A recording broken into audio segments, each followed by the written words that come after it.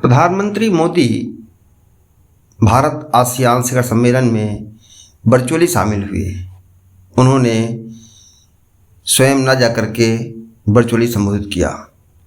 संबोधन समय मलेशिया के प्रधानमंत्री अनवर इब्राहिम और फिलीपींस के राष्ट्रपति मार्कोस रहे, जो आसियान के प्रमुख मेंबर हैं। आसियान और भारत के संबंधों को लेकर के भारत ने कहा कि ये आसियान और भारत सदी है। 21वीं सदी में हमारे संबंध और प्रगाढ़ हुए हैं। भारत आसियान मिल करके दुनिया की 1/4 जनता का प्रतिनिधित्व करते हैं। हमारे भूगोल ही नहीं, गहरे ऐतिहासिक संबंध के साथ में हमारे साझे मूल्यों की डोर जुड़ी हुई है। हम ग्लोबल साउथ के सहयात्री हैं। व्यापार ही नहीं, हमारे सांस्कृतिक मूल्य भी हैं।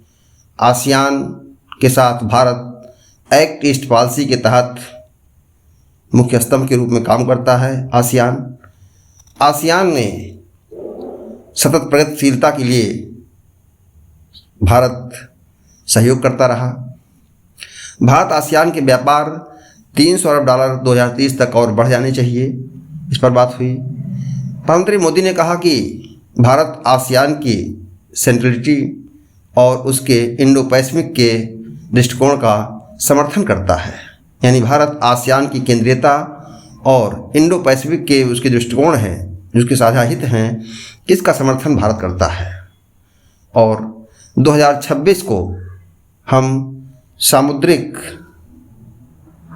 आसियान संबंध के रूप में मनाएं और 2045 जो आसियान का कम्युनिटी विजन है, वो भारत के 2047 के विजन विकसित भारत के लक्ष्य के साथ में मिलकर काम करें तो हम दोनों लक्ष्यों को प्राप्त कर सकते हैं।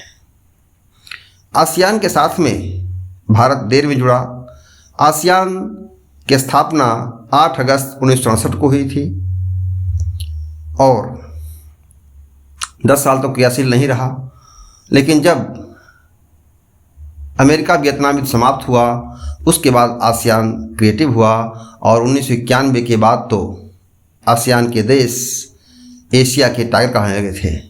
आसियान के विकास ने एक मॉडल दिया था, कैसे अपने संबंधों को सुधार करके एक आपस में लोग व्यापार कर सकते हैं, शून्य टैरिफ के लेकर के एक नया दृष्टिकोण दिया था। आज भारत विश्व के बड़े देश, चीन हो, अमेरिका हो, भारत हो, आसियान के साथ अपने संबंध मजबूत करना चाहते हैं। फिर भी भारत रणनीतिक हितों के तहत आसियान में वर्चुअली शामिल हुआ। नमस्कार साथियों, मेरा गुरुकुल